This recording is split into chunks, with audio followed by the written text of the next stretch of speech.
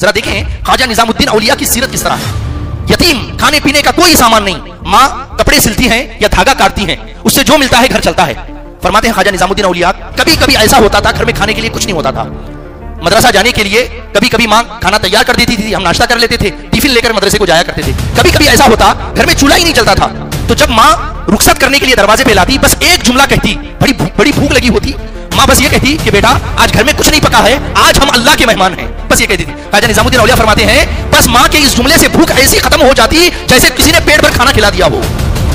ایک دن ایک قوال آ گیا دلی میں, تو آپ اس کے پاس بیٹھے تھے, آپ نے پوچھا کہ تم بڑے بزرگوں کے آستانے پہ جاتے ہو, اللہ والوں سے ملاقات ہوتی ہے کیا, کبھی کسی اللہ والے سے ملاقات ہوئی ہے, تم نے دیکھا ہے؟ تو اس نے بھی بڑے نام لینے شروع کیے, فلاں جگہ فلاں بزرگ ہے, فلاں جگہ فلاں بزرگ ہے. اچانک اس کے منہ سے نام نکلا فرید الدین مسعود گنج شکر.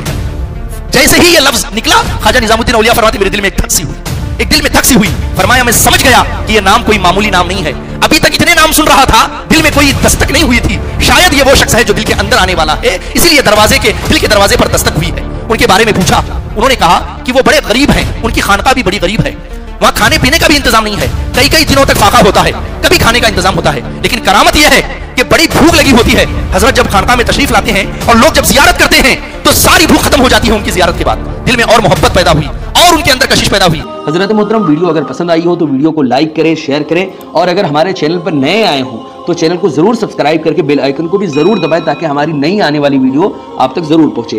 بڑا ہی مبارک برکت مہینہ جسے ہم سب ربیع الثانی کے نام سے جانتے ہیں وہ رخصت ہونے کو ہے. اس مبارک مہینے کو دو محبوبوں سے بڑی خاص نسبت ہے, ایک محبوب سبحانی, دوسرے محبوب الہی. محبوب سبحانی شیخ سیدنا غوث اعظم عبد القادر جیلانی رضی اللہ تعالیٰ عنہ کو کہتے ہیں, اور محبوب الہی سلطان المشائخ خواجہ نظام الدین اولیاء محبوب الہی رضی اللہ تعالیٰ عنہ کو کہتے ہیں. آج کے اس جمعۃ المبارک کے درس میں ہم پچھلے 2 جمعہ سے غوث اعظم شیخ عبد القادر جیلانی رضی اللہ تعالیٰ عنہ کی سیرت, ان کے تعلیمات کے حوالے سے بات کر رہے تھے. آج کے اس درس میں خواجہ نظام الدین اولیاء محبوب الہی رضی اللہ تعالیٰ عنہ کی سیرت اور ان کے تعلیمات کے حوالے سے انشاءاللہ کچھ دیر اللہ کی توفیق سے گفتگو کریں گے. اس موضوع پر خطاب کے لیے میں نے کتاب شفا قرآن مجید سے سورہ مائدہ کی آیت نمبر 35 کی تلاوت کرنے کا شرف حاصل کیا ہے. سب سے پہلے اللہ رب العزت کی بارگاہ میں دعا کرتا ہوں کہ مولا کریم میرے دل میں حق پیدا فرمائے, زبان سے حکمت بھرے جملے صادر فرمائے اور ان جملوں کو دلوں میں اترنے کی تاثیر عطا فرمائے. آمین یا رب العالمین بجاہ سید المرسلین. اللہ رب العزت ارشاد فرماتا ہے یا ایھا الذین آمنوا اتقوا اللہ وابتغوا الیہ الوسیلہ, اے ایمان والو اللہ سے ڈرو اور اس کی طرف وسیلہ تلاش کرو, اس کی طرف وسیلے کو پکڑو. پھر فرمایا وجاہدوا فی سبیلی, اور وسیلہ پکڑنے کا دعویٰ کر کے ہاتھ پہ ہاتھ رکھ کر کے بیٹھ مت جاؤ کہ میں فلاں سے وابستہ ہو گیا ہوں, فلاں خانقاہ سے جڑ گیا ہوں, فلاں کا مرید بن گیا ہوں. یہ سوچ کر ہاتھ پہ ہاتھ دھر کے نہ بیٹھو. وجاہدوا فی سبیلی, جو اللہ کا راستہ ہے, اللہ کی شریعت ہے, اس پر کوشش کرو, اس پر جد و جہد کرو, محنت کرو. لعلکم تفلحون, تاکہ تم کامیابی فلاح و بہبودی پا سکو.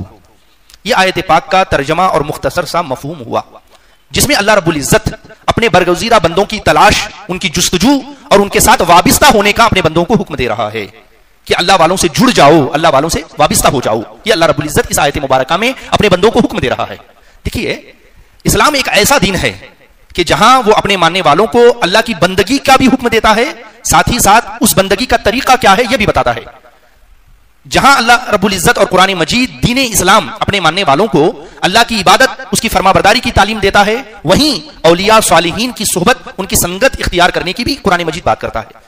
کہیں اللہ رب العزت اپنے بندوں کو نماز روزے کی تعلیم دیتا ہے, تقوی و طہارت کو اختیار کرنے کا حکم دیتا ہے, وہیں اللہ رب العزت قرآن مجید میں وَكُونُوا مَعَ الصَّادِقِينَ بھی فرماتا ہے کہ سچوں کے ساتھ ہو جاؤ. قرآن مجید جہاں اپنے ماننے والوں کو یہ تعلیم دیتا ہے اہدنا الصراط المستقیم, کہ بندوں دعا کرو اللہ سے کہ اے اللہ ہمیں سیدھے راستے پر چلا. اسی کے بعد اللہ فرماتا ہے اور قرآن مجید بندوں کو تعلیم دیتا ہے صراط الذین انعمت علیہم, اے اللہ ان لوگوں کے راستے پر چلا جو تیرے انعام یافتہ بندے ہیں, ایسے تیرے برگزیدہ بندوں کے راستے کی ہدایت ہمیں عطا فرما جو تیرے بن چکے ہیں. تو قرآن مجید دونوں تعلیمیں دیتا ہے. لیکن کبھی کبھی ایسا ہوتا ہے کہ انسان جو ہے دین کو اپنے لگائے ہوئے چشمے سے سمجھنے کی کوشش کرتا ہے اور اپنے بنائے ہوئے ترازو پر دین کو تولنا چاہتا ہے. اس کا نتیجہ یہ نکلتا ہے کہ آپ دیکھیں گے کہ بعض لوگ ایسے ہیں, اسلام میں بعض لوگ ایسے ہیں جو نماز روزے پر, تقوی و طہارت پر, حرام حلال پر ان کا بڑا زور ہے, اور زور ہونا بھی چاہیے کیونکہ یہ دین کا حصہ ہے, اس کی تعلیم حضور نے دی ہے. مگر صرف انہی چیزوں سے دین مکمل نہیں ہوتا. اگر آپ ایسے لوگوں کے سامنے جو حرام حلال پر بڑا زور دیتے ہیں, اولیاء اللہ کی, صالحین کی صحبت کی, ارادت کی بات کریں گے, تو آپ کو وہ لوگ ایسے دیکھیں گے جیسے بڑی حیرت سے دیکھ رہے ہوں اور حقارت سے دیکھ رہے ہوں، جبکہ دین کا یہ حصہ ہے.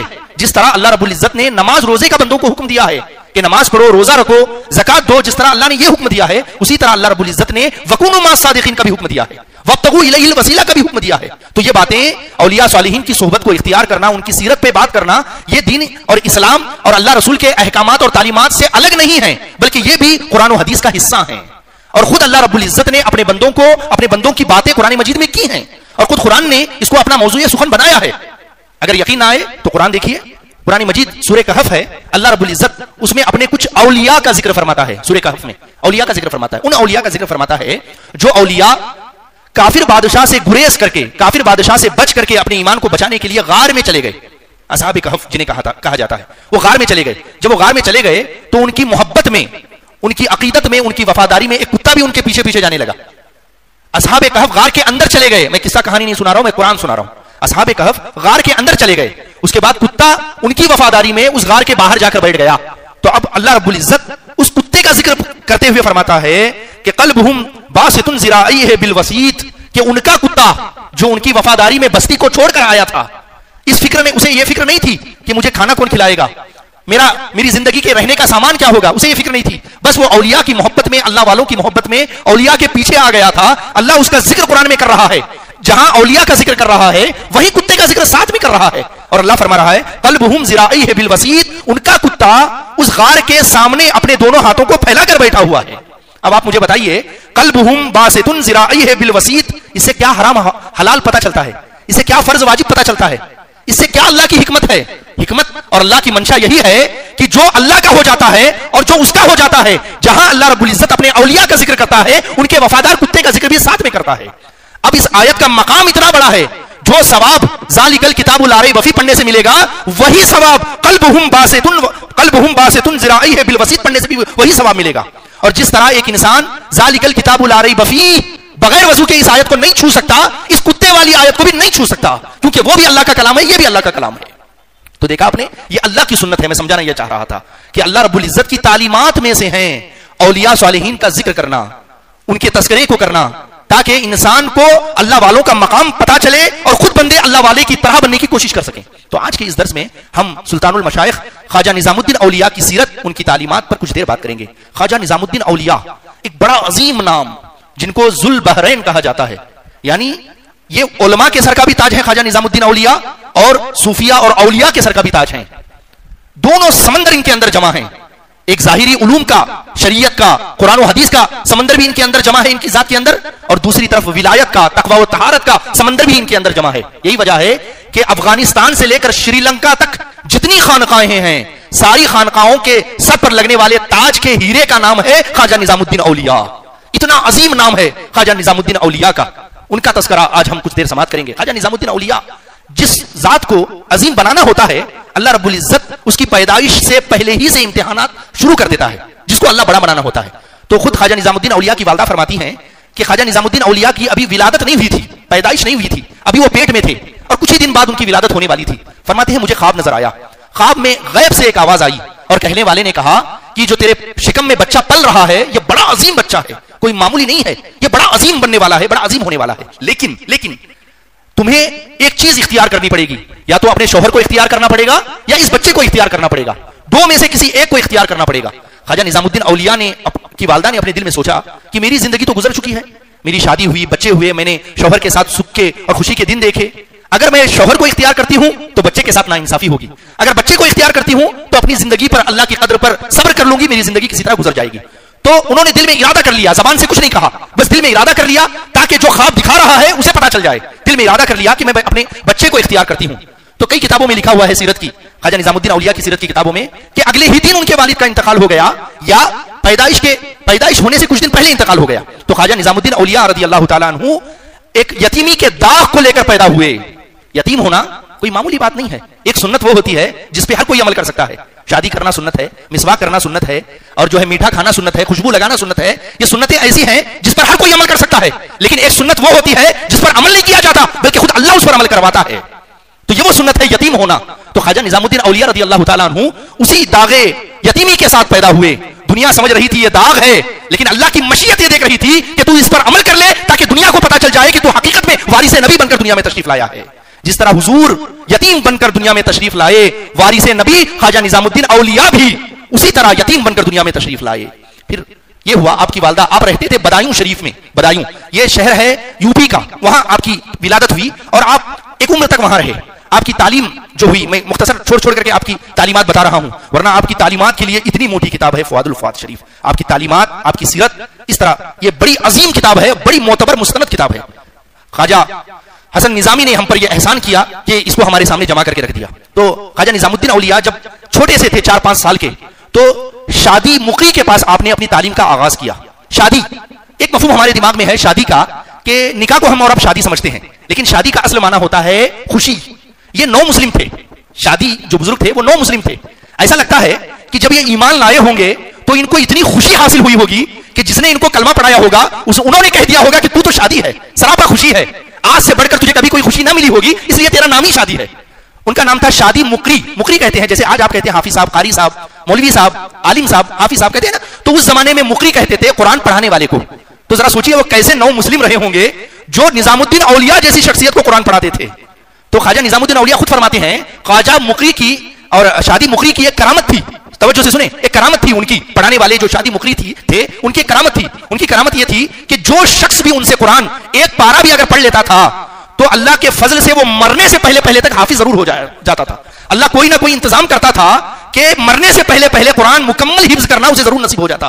کیسے لوگ رہے ہوں گے آج، اگر وہ مل جائیں تو اپنی جبین ان کے قدموں میں رکھ دیں کہ واقعی قرآن پڑھنے کا جو حق تھا وہ آپ نے ادا کیا ہے. ہم تو پیدائشی مسلمان ہیں، اما ابا نے جو ہے مسلمان بنا دیا، کلمہ پڑھا دیا، ہم مسلمان ہو گئے. لیکن وہ کیسے مسلمان رہے ہوں گے کہ جن کے پاس کوئی ایک پارا پڑھ لے تو وہ جو ہے پورا حافظ ہو جائے. تو ان کے پاس کچھ پارے خواجہ نظام الدین اولیاء نے بچپن میں پڑھا، حفظ مکمل نہیں کیا. اس کے بعد خواجہ نظام الدین اولیاء رحمۃ اللہ علیہ کی اعلیٰ تعلیم، آگے کی تعلیم کیا کہتے ہیں علاء الدین اصولی سے ہوئی. عالم کا کورس ان کے پاس انہوں نے کیا. ذرا دیکھیں خواجہ نظام الدین اولیاء کی سیرت کس طرح ہے. یتیم، کھانے پینے کا کوئی سامان نہیں، ماں کپڑے سلتی ہیں یا دھاگا کاٹتی ہیں، اس سے جو ملتا ہے گھر چلتا ہے. فرماتے ہیں خواجہ نظام الدین اولیاء کبھی کبھی ایسا ہوتا تھا گھر میں کھانے کے لیے کچھ نہیں ہوتا تھا. مدرسہ جانے کے لیے کبھی کبھی ماں کھانا تیار کر دیتی تھی، ہم ناشتہ کر لیتے تھے، ٹفن لے کر مدرسے کو جایا کرتے تھے. کبھی کبھی ایسا ہوتا گھر میں چولہا ہی نہیں چلتا تھا، تو جب ماں رخصت کرنے کے لیے دروازے پہ لاتی بس ایک جملہ کہتی، بڑی بھوک لگی ہوتی، ماں بس یہ کہتی کہ بیٹا آج گھر میں کچھ نہیں پکا ہے، آج ہم اللہ کے مہمان ہیں، بس یہ کہتی تھی. خواجہ نظام الدین اولیاء فرماتے ہیں بس ماں کے اس جملے سے بھوک ایسی ختم ہو جاتی جیسے کسی نے پیٹ بھر کھانا کھلا دیا ہو. فرماتے پورا دن اسی جملے سے گزر جاتا. فرماتے رات میں جب لوٹ کر آتا، میں مدرسے سے لوٹ کے جب گھر آتا تب بھی چولہا نہیں جلا ہوتا، کھانے کے لیے کچھ نہیں ہوتا. ماں آغوش میں لیتی اور بس یہی جملہ کہتی کہ آج پھر ہم اپنے رب کے مہمان ہیں. یہ کہہ دینے سے رات بھر کی بھوک ختم ہو جاتی. یہ بڑی امتحان کی بات ہے کہ گھر میں کچھ نہ ہو، بچے پھر بھی تعلیم کو مکمل کریں. آپ نے کیا علاء الدین اصولی سے اپنی عالمیت کی تعلیم مکمل کی. جب آپ نے تعلیم عالمیت کی ختم کی اور آپ کا آخری سبق عالمیت کا ختم ہوا تو علاء الدین اصولی رحمۃ اللہ علیہ نے خواجہ نظام الدین اولیاء کو بلا کر اوپر سے نیچے تک دیکھا. فرمایا بیٹا آج تمہاری عالمیت کی تعلیم مکمل ہو گئی ہے، اپنی ماں کو دستار کے لیے خبر کر دینا. آج بھی دستار بندی ہوتی ہے، پورا مدرسہ اسے آرگنائز کرتا ہے، دستار لاتا ہے. اس زمانے میں ایسا نہیں ہوتا تھا، تعلیم ہوتی تھی دستار بھی خود لے کر گھر سے جانا پڑتا تھا استاد کے پاس. لہٰذا خواجہ نظام الدین اولیاء نے اپنی ماں سے بتایا کہ استاد نے خبر بھیجی ہے کہ میرا کورس، میری عالمیت کی تعلیم مکمل ہو گئی ہے، کل میری دستار بندی ہے، دستار کا انتظام کیا جائے، صافے کا انتظام کیا جائے. ماں کئی دنوں سے درود و سلام اور قرآن مجید کی تلاوت کے ساتھ اپنے بچے کی پگڑی بنا رہی تھی، صافہ خود بنا رہی تھی اور بنا کر اس کو ایک صندوق کے اندر انہوں نے رکھا تھا. جیسے ہی وہ مبارک دن آیا آپ نے صندوق کھولا اور وہ دستار نکالی اور ایک تشت میں رکھا اور استاد کے لیے کچھ وظیفہ، کچھ نذرانہ اس کے اندر رکھ کر وہ تشت اٹھا کر بیٹے کے سر پہ رکھ دیا، کہا استاد کے پاس چلے جاؤ. اب وہ تشت لے کر خواجہ نظام الدین اولیاء اپنے استاد علاء الدین اصولی کے پاس تشریف لاتے ہیں. استاد نے اس صافے کو دیکھا، فرمایا نظام الدین تم بدایوں شہر کی فلاں گلی میں چلے جاؤ، وہاں ایک علی مولا بزرگ رہتے ہیں، ان کو بلا لاؤ. علی مولا بزرگ کو بلا لاؤ. گئے علی مولا، کوئی عالم نہیں، حافظ نہیں، کوئی مفتی نہیں، ایک بس مجذوب شخص ہیں. ان کے پاس گئے، ان کا دامن پکڑ لیا نظام الدین اولیاء نے، کہا میرے استاد آپ کو بلا رہے ہیں. لہٰذا لے کر پہنچے تو دستار جو تھی اس کو کھول کر ان کے ہاتھ میں دیا، کہا حضور آپ باندھ دیجئے. میں نے بڑا دیکھا، غور کیا کہ جو مولا علی جو بزرگ تھے وہ کس مدرسے کے فارغ تھے. آج لوگ سند ڈھونڈتے ہیں نا کہ فلاں بزرگ کس مدرسے سے فارغ ہیں، ان کے پاس کہاں تک کی سند ہے. میں دیکھ رہا تھا کہیں نہیں ملا کہ یہ بزرگ کہاں سے فارغ تھے. پھر بھی اتنے بڑے عالم علامہ علاء الدین اصولی ان کو بلا کر ان کے ہاتھ سے دستار بنا رہے ہیں. اس سے پتہ یہ چلا اللہ کی بارگاہ میں مقبولیت مدرسے کی سند سے نہیں ہوتی، بلکہ اللہ کی بارگاہ میں مقبولیت اللہ کی بارگاہ کی قبولیت سے ہوتی ہے. कोई सनद नहीं, फिर भी वो अल्लाह वाला उनके सर पे दस्तार बांध रहे हैं। जब दस्तार मुकम्मल बांध ली, ख्वाजा निजामुद्दीन औलिया उनके कदमों में गिर पड़े और अपने होठों से उनके कदमों का पोसा लिया। जैसे ही पोसा लिया, एक पंजाबी जबान का लफ्ज उनके मुंह से निकला, क्या कहते हैं, क्या अली मौला के नाम, अली मौला की जबान से एक पंजाबी लफ्ज का निकला और उनके मुंह से निकला, मुंडा बड़ा हुआ सी। इसका माना होता है कि लड़का बहुत बड़ा होगा। जब ख्वाजा निजामुद्दीन औलिया वहां से हट गए तो उस्ताद ने पूछा कि आपके मुंह से निकला कि मुंडा बड़ा हुआ सी, कि लड़का बहुत बड़ा होगा, आपने ऐसा क्या देख लिया जो आपके मुंह से यह बात निकली? फरमाया दो बातें हैं। एक बात यह है कि जब वो दस्तार मेरे हाथ में आई, उस दस्तार में कुछ अलग ही कशिश थी, वो मामूली नहीं थी। लगता है किसी अल्लाह वाले ने इसको बनाया था या अल्लाह वाली ने इसे बनाया था, इसके अंदर बड़ा नूर था। वो देखकर मैंने ये बात कही। और दूसरी बात ये कही, जब मैंने दस्तार उसे बांध दिया, देखा यह जाता है कि जिसकी दस्तार होती है वो अकड़ता है, वो खड़ा होता है, लेकिन इसे मैंने देखा कि यह कदमों में झुक गया। इससे पता यह चला कि जो अपने बड़ों के सामने झुकता है, अल्लाह दुनिया को उसके सामने झुका देता है। इसलिए मैंने यह कहा कि मुंडा बड़ा हुआ सी, कि यह लड़का बहुत बड़ा होगा। फिर आला तालीम के लिए मां ने दिल्ली का सफर किया। बदायूं से दिल्ली आए लोग, कारोबार की तलाश में आते हैं, इज्जत व नमूद की तलाश में आते हैं, शादी ब्याह की तलाश में आते हैं। लेकिन एक ऐसी मां थी जो अपने बच्चे को आला तालीम दिलाने के लिए अपने घर को, वतन को, अपने कारोबार को, रिश्तेदार को, सबको छोड़कर दिल्ली आ रही है। वो भी बेवा खातून है, उधर आ रही है। वहां पे उन्होंने और आला तालीम हासिल की ख्वाजा निजामुद्दीन औलिया ने, और तालीम हासिल करने के भी बड़े वाकयात हैं, मैं छोड़कर आगे बढ़ रहा हूं। उसके बाद काजी बन गए, मुफ्ती बन गए, बड़ी सलाहियतें उनके अंदर पैदा हो गई। लेकिन ख्वाजा निजामुद्दीन औलिया की तबीयत, उनका दिल हमेशा तसव्वुफ, तरीकत और अल्लाह वालों की तरफ लगता था। उलमा की तरफ उनका दिल ज्यादा नहीं लगता था, हर वक्त उनका दिल उधर ही लगता था। तो एक दिन क्या हुआ, एक कव्वाल आया। कव्वाल से आपने पूछा, आप हर किसी से पूछते रहते थे बुजुर्गों के बारे में कि कौन बुजुर्ग है इस वक्त, कहां रहते हैं, इस तरह पूछते थे। लोग बताते थे कि फला जगह फला बुजुर्ग है, फला जगह फला बुजुर्ग है, लेकिन दिल में कोई हरकत नहीं होती थी। एक दिन एक कव्वाल आ गया दिल्ली में, तो आप उसके पास बैठे थे। आपने पूछा कि तुम बड़े बुजुर्गों के आस्थाने पे जाते हो, अल्लाह वालों से मुलाकात होती है, क्या कभी किसी अल्लाह वाले से मुलाकात हुई है, तुमने देखा है? तो उसने भी बड़े नाम लेने शुरू किए, फला जगह फला बुजुर्ग है, फला जगह फला बुजुर्ग है। अचानक उसके मुंह से नाम निकला फरीदुद्दीन मसूद गंज शकर। जैसे ही ये लफ्ज निकला, ख्वाजा निजामुद्दीन औलिया फरमाते मेरे दिल में एक धक्सी हुई, एक दिल में धक्सी हुई। फरमाया मैं समझ गया कि यह नाम कोई मामूली नाम नहीं है। अभी तक इतने नाम सुन रहा था, दिल में कोई दस्तक नहीं हुई थी। शायद ये वो शख्स है जो दिल के अंदर आने वाला है, इसलिए दिल के दरवाजे पर दस्तक हुई है। उनके बारे में पूछा, उन्होंने कहा कि वो बड़े गरीब हैं, उनकी खानका भी बड़ी गरीब है, वहां खाने पीने का भी इंतजाम नहीं है, कई कई दिनों तक फाका होता है, कभी खाने का इंतजाम होता है। लेकिन करामत यह है कि बड़ी भूख लगी होती है। हजरत जब खानका में तशरीफ लाते हैं और लोग जब जियारत करते हैं तो सारी भूख खत्म हो जाती है उनकी जियारत के बाद। दिल में और मोहब्बत पैदा हुई और उनके अंदर कशिश पैदा हुई। फिर इसी तरह जिंदगी चलती रही। बाबा फरीदुद्दीन गंज शकर के एक छोटे भाई थे जिनका नाम नजीबुद्दीन मुतवक्किल रहमतुल्लाह अलैह था, वो दिल्ली तशरीफ लाए। उनसे ख्वाजा निजामुद्दीन औलिया की मुलाकात हुई। कई दिन आपस में गुफ्तगू होती, मुलाकात होती, अल्लाह वाले थे, बड़ी उनसे मोहब्बत होती। एक दिन बातों बातों में पूछा कि एक बुजुर्ग हैं फरीदुद्दीन गंज शकर, आप जानते हैं? कहा हाँ, वो मेरे बड़े भाई हैं सगे, मैं छोटा भाई हूं। और मोहब्बत पैदा हो गई कि जब छोटे भाई का यह कमाल है तो बड़े भाई का क्या आलम होगा। बड़ी गरीबी का आलम था ख्वाजा निजामुद्दीन औलिया की। एक दिन नजीबुद्दीन मुतवक्किल रहमतुल्लाह अलैह से दुआ आपने करवाई कि हुजूर दुआ कर दीजिए कि मैं काजी बन जाऊं, मुफ्ती बन जाऊं, ताकि कुछ आमदनी, जेब का खर्च या घर का खर्च चलता रहे। तो आपने नीचे सर झुकाया नजीबुद्दीन मुतवक्किल रहमतुल्लाह अलैह ने। उसके बाद सर उठाकर फरमाया कि काजी मशो, दिगर चीजें दिगर शो। कहा मुफ्ती काजी न बनो, कुछ और बनो। फरमाया मुफ्ती काजी न बनो। अगर ख्वाजा निजामुद्दीन औलिया मुफ्ती काजी भी बनते तो बहुत बड़े बनते। और दिल्ली में न जाने कितने मुफ्ती गुजरे, कितने काजी गुजरे, कितने आलिम गुजरे, हत्ता के कितने बादशाह गुजरे। कोई दिल्ली में किसी को जानने वाला नहीं है कि कितने बादशाह आए गए, काजी आए गए। लेकिन ख्वाजा निजामुद्दीन औलिया ऐसे हैं कि स्टेशन भी उनके नाम का है, वहां पर आने वाली ट्रेन भी उनके नाम की है, वो इलाका भी ख्वाजा निजामुद्दीन औलिया के नाम का है। हक तो यह है कि अगर कोई कुर्ता पैजामा पहनकर ट्रेन से उतरता है, वहां टैक्सी ड्राइवर भी पूछता है निजामुद्दीन जाना है? यह है निजामुद्दीन औलिया। कितने बादशाह आए गए, कोई जानने वाला नहीं है, मगर निजामुद्दीन की जात ऐसी है कि हर कोई उनको जानता है। तो नजीबुद्दीन ने फरमाया कि काजी ना बनो, कुछ और बनो।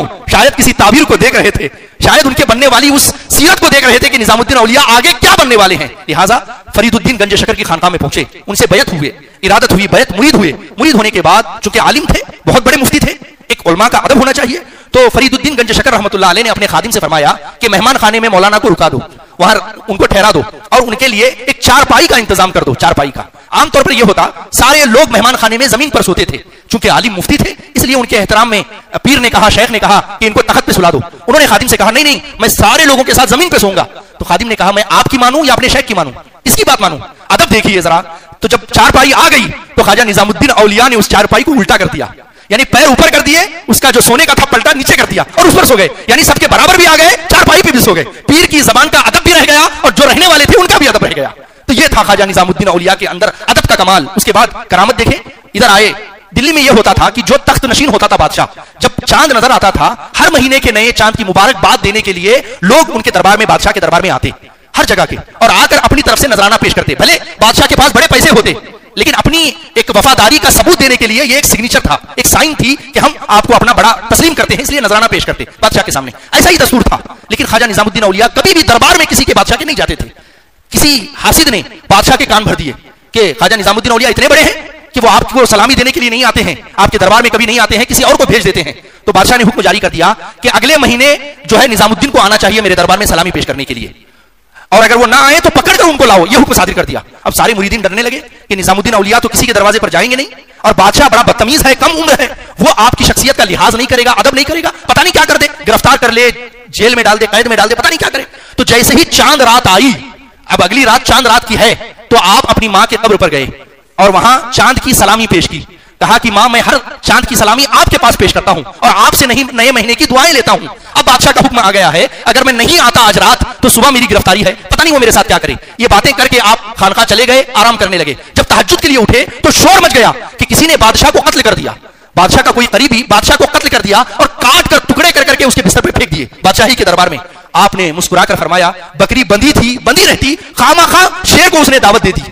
یہ ہے جب اللہ والوں سے کوئی دشمنی مول لینے کی کوشش کرتا ہے. جملہ سنیے دوبارہ، کہا بکری بندھی تھی، بندھی رہتی، خامخواہ شیر کو دعوت دے دی، شیر آ گیا، ختم کر گیا. تو یہ ان کی کرامتیں تھی. اور اللہ کی مخلوق کے ساتھ محبت اس قدر کہ جب پیر نے مرید بنا کر دلی دوبارہ بھیجا خواجہ بابا فرید الدین گنج شکر نے، تو فرمایا نظام الدین میں ایک درخت، نظام الدین کی شکل میں ایک درخت لگا رہا ہوں کہ جس کے سائے میں اللہ کی مخلوق آرام کرے گی.